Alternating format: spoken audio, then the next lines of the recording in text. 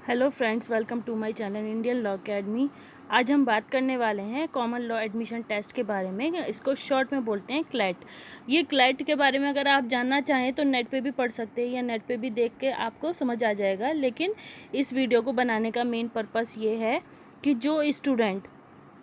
जो फ्रेशर हैं या 12th करने के बाद इतनी समझ नहीं होती, उनको समझ नहीं आती इस तरह की चीज़ें, तो उनके लिए ये एक हेल्प करने के लिए मेरा चैनल ये इस तरह की वीडियो लाता रहता है।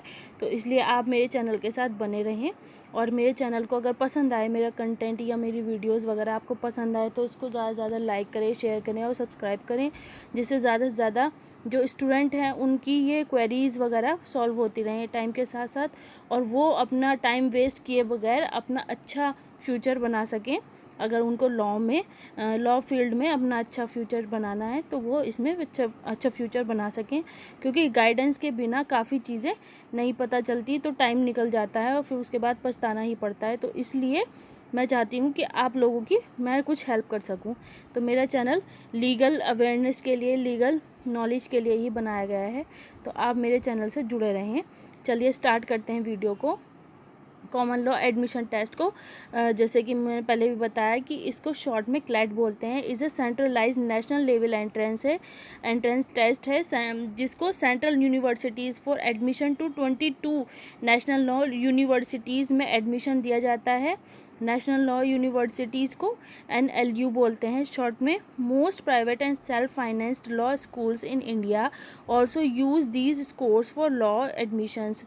इसमें जो सेल्फ फाइनेंस या प्राइवेट जो लॉ स्कूल्स हैं वो भी इसमें इन्वॉल्व हैं इंडिया के, लेकिन काफ़ी अच्छा स्कोर है उन कॉलेजेस का या स्कूल्स का, तो उनको इसमें ऐड किया गया है। लेकिन उनमें जिसकी रैंक कम आएगी उनमें उस स्टूडेंट को या कैंडिडेट को एडमिशन दिया जाता है। लेकिन वो सेल्फ फाइनेंस होते हैं तो उसमें फ़ीस ज़्यादा होती है, तो इस वजह से वहाँ पे स्टूडेंट इसमें एडमिशन लेना प्रेफर नहीं करते। लेकिन जो सेंट्रल यूनिवर्सिटीज़ हैं जो कॉमन लॉ एडमिशन टेस्ट के अंडर में आती हैं 22 यूनिवर्सिटीज़ के अंदर, लेकिन वो साथ ही साथ गवर्नमेंट यूनिवर्सिटीज़ हैं, तो वहाँ पे फ़ीस का बेनिफिट मिल जाता है। तो इसलिए स्टूडेंट ज़्यादा से ज़्यादा प्रेफर करते हैं अच्छी रैंक आए, और जिससे कि अच्छी रैंक आने से उन्हें यूनिवर्सिटी वो मिलेगी जिसमें गवर्नमेंट सीट होगी, उनकी फ़ीस कम होगी, और साथ के साथ उनको जो है वो भी मिलने के चांस रहते हैं कि जॉब के चांसेस भी रहते हैं। और इसमें पब्लिक सेक्टर में जॉब मिलने के चांसेस रहते हैं अगर अच्छा स्कोर करता है स्टूडेंट या कैंडिडेट। जैसे कि अंडरटेकिंग इंडिया, जैसे कि जो कि इंडियन गवर्नमेंट के अंडरटेकिंग में है वो पब्लिक सेक्टर, जैसे ONGC हो गया, कोल इंडिया लिमिटेड हो गया, भील हो गया, BHEL, steel authority of India हो गया, कोयल इंडिया हो गया, etcetera use CLAT post graduation, CLAT PG scores for requirement of legal positions in the companies. In companies में जो लीगल पोजीशन मिलती है उसमें भी रैंक वाइज जो है कॉमन लॉ एडमिशन के थ्रू ही एडमिशन मिल जाता है। फिर इसके बाद कॉमन लॉ एडमिशन टेस्ट के बारे में देख लेते हैं।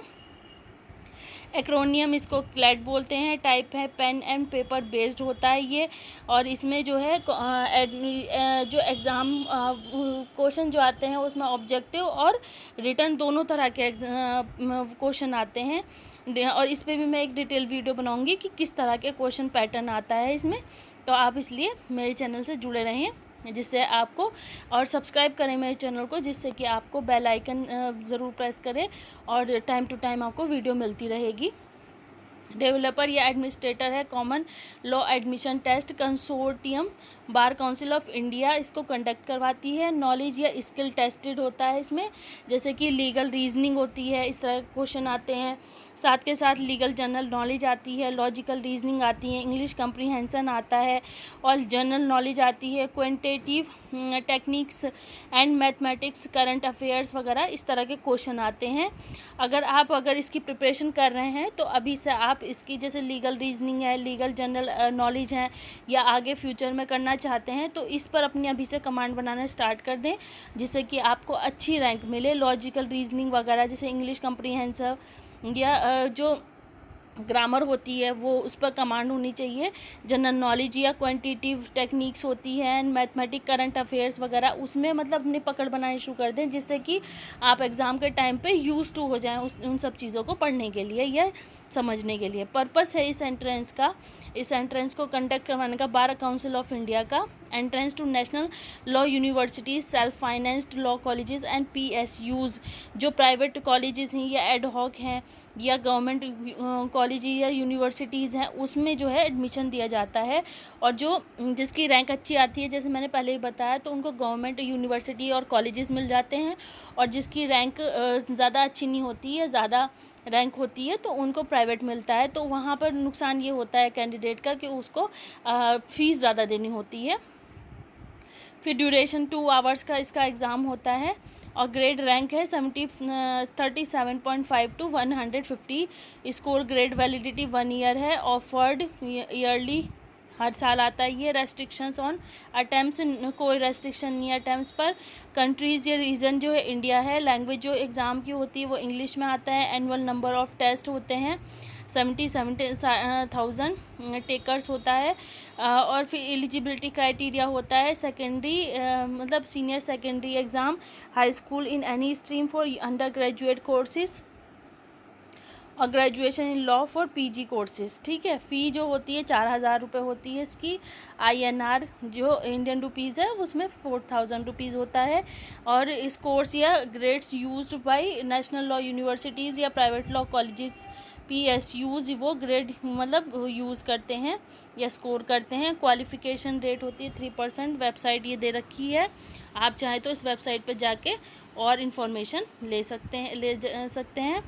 फिर इसके बाद the test is taken after the higher secondary exam और the 12th grade for admission to integrated under graduate degree in law BLLB and after graduation in law for master degree. LLB के बाद आप master degree के लिए इसमें exam conduct कर सकते हैं। फिर इसके बाद एग्ज़ाम पैटर्न देख लेते हैं थोड़ा। जैसे मैंने बताया था कि एग्ज़ाम पैटर्न में जो है इंग्लिश के क्वेश्चन आते हैं। टोटल 150 मल्टीपल चॉइस क्वेश्चंस आते हैं, चाहे आप ग्रेजुएशन में के लिए दें या पोस्ट ग्रेजुएशन के लिए। और फिर उसके बाद इंग्लिश इंक्लूडिंग कम्प्रीहेंसिव आता है। Current affairs including general knowledge के आते हैं। Legal reasoning, logical reasoning, quantitative techniques या मैथमेटिक्स आती है, मतलब हल्की फुल्की मैथ के क्वेश्चन आते हैं हाई स्कूल लेवल के, ज़्यादा टफ नहीं होते।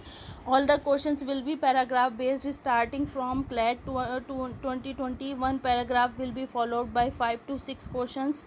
और एक चीज़ बता दूं कि अगर आप ये लॉ के लिए है, अगर आप 12th के बाद ये फॉर्म भरते हैं LLB के लिए, तब इस तरह से आता है।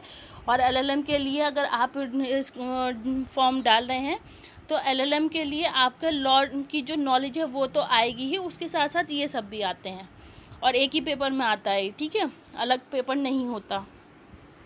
फिर इसके बाद हम देख लेते हैं कि इसमें से कौन से कितने क्वेश्चन आते हैं। जैसे इंग्लिश के आएंगे 30, करंट अफेयर्स के आएंगे 37 क्वेश्चन, और क्वांटिटेटिव टेक्निक्स के 15, लॉजिकल रीजनिंग के 30 और लीगल रीजनिंग के 38।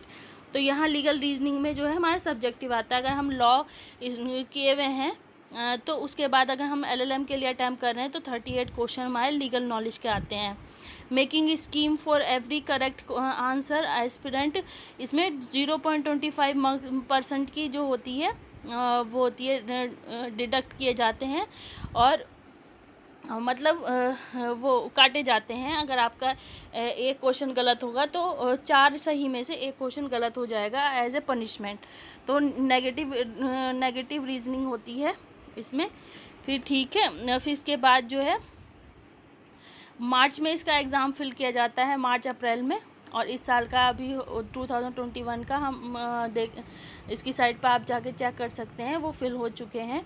अगर आप डालना चाहते हैं अब आगे तो नेक्स्ट ईयर के लिए, तो मार्च और अप्रैल में अपडेट रहें और इसके फॉर्म तभी फिल होते हैं। आज के लिए इतना ही, और नेक्स्ट वीडियो में बनाऊंगी जो टॉप मोस्ट यूनिवर्सिटीज़ हैं उसमें एडमिशन किस तरह से लिया जाता है।